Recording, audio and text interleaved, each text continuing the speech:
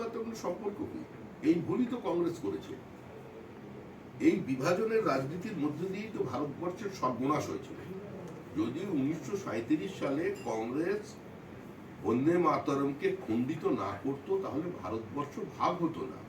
নেতাজি সুভাষচন্দ্র বসু বন্দে মাতরমের এই খণ্ডনের পক্ষে ছিলেন না।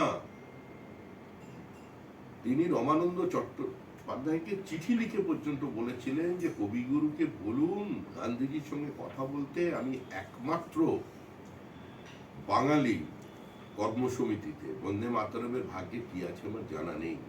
সুভাষচন্দ্র বসুকে যদি কংগ্রেস না তাড়িয়ে দিত তাহলে উনি সেদিন দাঁড়িয়ে বলতে পারতেন যে আমি জাতি তত্ত্বে বিশ্বাস করি না, আমি একটাই দেশ চাই, তাহলে দেশটা টুকরো হতো না। এখানে তো হিন্দু মুসলমানের ব্যাপার নেই।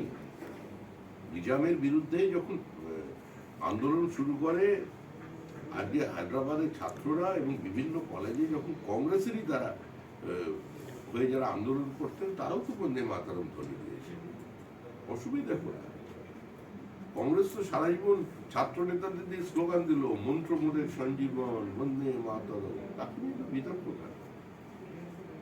জোর করে আমরা চাপিয়ে দিচ্ছি না, তবে আমার কিছু কিছু মানুষ বলে इस देश में अगर रहना होगा वंदे मातरम कहना। বিদেশ যাত্রা আমরা ওর বিষয়ে খুব একটা কথা বলতে আগ্রহী। আমরা বলেছিলাম প্রয়োজন হলে আমরা গ্রিন করিডোর করে দিচ্ছি। আপনি 4 মে এয়ারপোর্ট পর্যন্ত আপনি গিয়ে একবার অমিত শাহর সঙ্গে দেখা করে আসবেন। আমি অমিত শাহকে দেখতে চাইছিলাম, ব্যাকুল হয়ে উঠেছিলেন অমিত শাহকে দেখবার জন্য। 4 তারিখ সময় নেই, ব্যস্ত মানুষ, আমরা ব্যবস্থা করে দিচ্ছি গ্রিন করিডোর, কোনো অসুবিধা হবে না এয়ারপোর্ট পর্যন্ত পৌঁছে।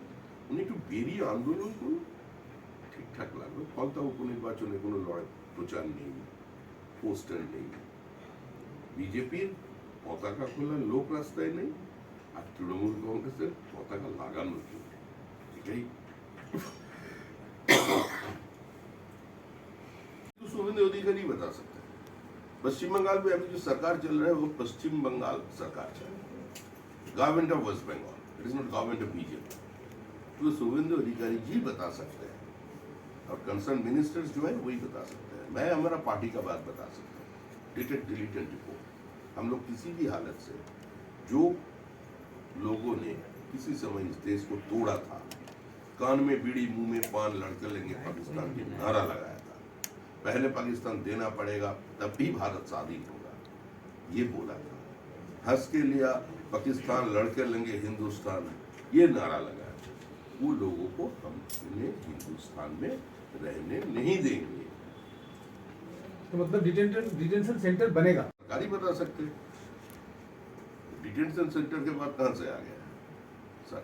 हम लोग क्यों खिलाएंगे डिटेंशन सेंटर में उसको रखकर? सीधा पकड़ो, जहां भेजना है भेज दो, no detention centre. Vande Mataram हमने देखा कि स्कूल में चालू हुआ था पहले, अभी मद्रासा में भी चालू हो रहा है वंदे मातरम, इसको आप कैसे? अरे वंदे मातरम तो सारा भारत को आजादी दिया था।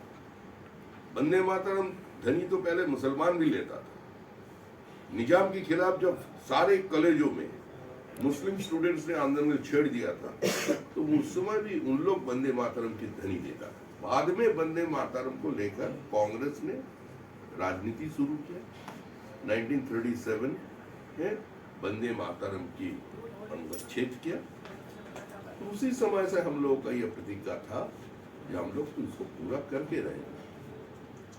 जोगी सरकार के बाद बंगाल में शुभेंदु अधिकारी की सरकार, भाजपा की सरकार, बुलडोजर हमने देखा। कोई बुलडोजर जेसीबी का सरकार नहीं है, वो सब से हम लोग कोई चर्चा करने का इच्छा भी नहीं है।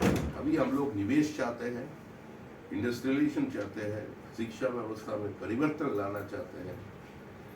किसी का मेरिट अगर है उसका आधार पर उसका नियुक्ति होना चाहिए, ये देखना है। हमारा राज्य से जो पलायन हो रहा है उसको बंद करना है और हमारा जो टोपोग्राफिकल एडवांटेज है उसको एक्सप्लोर करना है। हम लोग दूसरा विषय लेकर बात कर रहे हैं, ये सब पुराना दिन है। কাছে আপনি দরবার করবেন বা দলগতভাবে কি আপনারা সেটা বলবেন? দলগতভাবে আমরা কি বলবো সেটা তো আমরা সংবাদ মাধ্যমে বলবো না। আমাদের দল কোনো আঞ্চলিক দল তো নয়। পশ্চিমবঙ্গে যখন নির্বাচনে প্রতিদ্বন্দ্বিতা করেছেন তখন দল সংঘবদ্ধভাবে করেছে। প্রধানমন্ত্রী থেকে শুরু করে ভিন্ন ভিন্ন রাজ্যের যারা সভাপতি ছিলেন, যারা কর্মী ছিলেন, তারাও এই নির্বাচনে অংশগ্রহণ করেছে।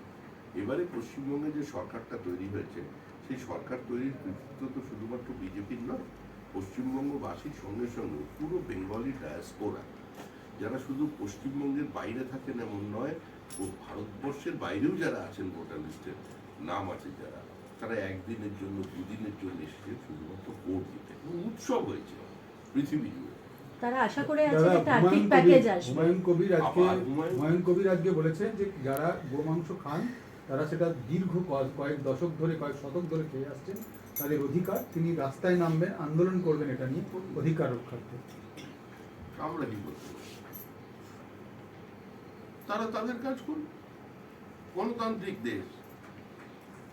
কেউ যদি বলে আমি মূলো খাবো, খাও। কেউ যদি বলে আমি গোমাংস খাবো, খাও। আমি আটকাবো কি করে? জোর করে তো বন্ধ করা যায়। কেউ যদি বলে আমি শুয়োরের মাংস খাবো, প্রকাশ্যে খাবো, খাও। আপনাদের সরকার স্লটার হাউসগুলো বন্ধ করার যে নোটিফিকেশন দিয়েছে, বেআইনি স্লটার হাউস চলবে। দাদা, অভিষেক বন্দ্যোপাধ্যায় করছেন কারণ এই প্রশ্ন তৃণমূল কংগ্রেসকে করতে হবে। এই প্রশ্ন তৃণমূল কংগ্রেসকে করতে হবে, ডিজে বাজাতে বাজাতে করতে হবে, ভালোবেসে করতে হবে, কাছে গিয়ে করতে হবে, চোখে চোখ রেখে করতে হবে। যে প্রশ্নগুলো তৃণমূলকে করা উচিত, দুর্ভাগ্যের বিষয় বছরের পর বছর সাংবাদিকরা সেই প্রশ্নগুলো আমাদের করে যাচ্ছে। এবার তো শেষ করুন। দাদা আপনাকেই প্রশ্ন করতে হবে, কারণ হুমায়ুন কবির বলেছেন যে রাস্তায় যদি নামাজ পড়া না যায় তাহলে রাস্তায় দুর্গাপুজোর প্যান্ডেলও করা চলবে না, তার বিরুদ্ধেও তিনি কিন্তু আন্দোলন করবেন। হুমায়ুন কবির, রাস্তায় নামাজ পড়া না গেলে রাস্তায় পুজোর প্যান্ডেল করা চলবে না। হ্যাঁ, পশ্চিমবঙ্গের মানুষ ঠিক করবে যে আকবর, বাবর, হুমায়ুনরা যে কাজ 300, 400, 500 বছর আগে করে গিয়েছিল, আবার নতুন করে পশ্চিমবঙ্গে দুর্গাপুজো বন্ধ তারা করে দেবে। আমার মনে হয় না বিষয়টা এমন সহজ। পাবলিক কিন্তু ছাড়বে না, খুব রেগে আছে। আর সবকিছু নিয়ন্ত্রণ রাজ্য সরকার করতে পারবে না, বিপদে পড়বে সবাই। অভিষেক বন্দ্যোপাধ্যায় তিনি ডিজে বাজানোর নিদান দিয়েছিলেন, আজকে আচ্ছা। সেই কেসটা আজকে কোর্টে উঠেছিল। কোর্ট অভিষেক বন্দ্যোপাধ্যায়কে আজকে নির্দেশ দিয়েছে যে অভিষেক বন্দ্যোপাধ্যায় বিদেশ যেতে পারবেন না যতদিন না এই তদন্ত শেষ হচ্ছে, এবং তদন্তে তাকে সরকারি প্রক্রিয়া। আমরা দল হিসেবে চাই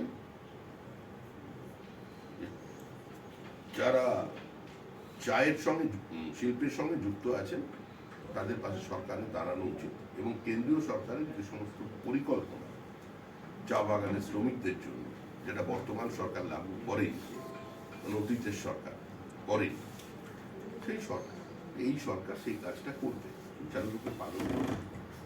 সবই নতুন সরকার তৈরি হয়েছে, আমাদের একটু সময় লাগবে। প্রত্যেক সরকারের যেটা টিডিং পিরিয়ড থাকে সেটাকে এগিয়ে যেতে দিন, সম্পূর্ণ মন্ত্রিসভা গঠন হোক, আমাদের যেটা করা দরকার।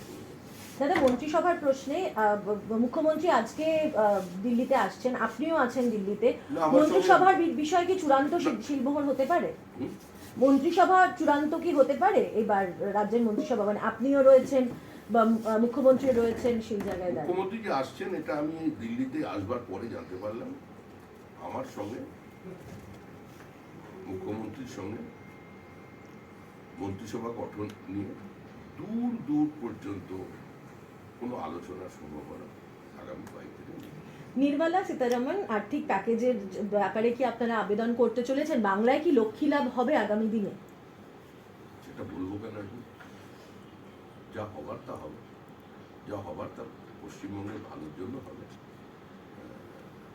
ঘোষণায় সর্বস্ব সরকার হবে না, খেলা মেলা উৎসবের সরকার হবে না। যে সরকার হবে, হয়েছে, সেটা ইতিবাচক দিকই হবে। এই সরকার পশ্চিমবঙ্গবাসীর সরকার, এই সরকার পশ্চিমবঙ্গ রাজ্য সরকার হয়ে কাজ করবে। বাংলার कि जो 34 साल की बीते समय था उसका पोस्टमार्टम करते करते उसका राजनीति निकल गया, लेकिन हम लोग तृणमूल कांग्रेस का समाज में ज्यादा चर्चा नहीं बुलडोजर चलते हुए देख रहे हैं बंगाल में, चल रहा है बुलडोजर कहीं कहीं। जिस जगह में बुलडोजर चलाना होगा तो उस जगह में बुलडोजर सरकार चलाएंगे, सरकार की विषय है, पार्टी का विषय नहीं है। দাদা বাংলায়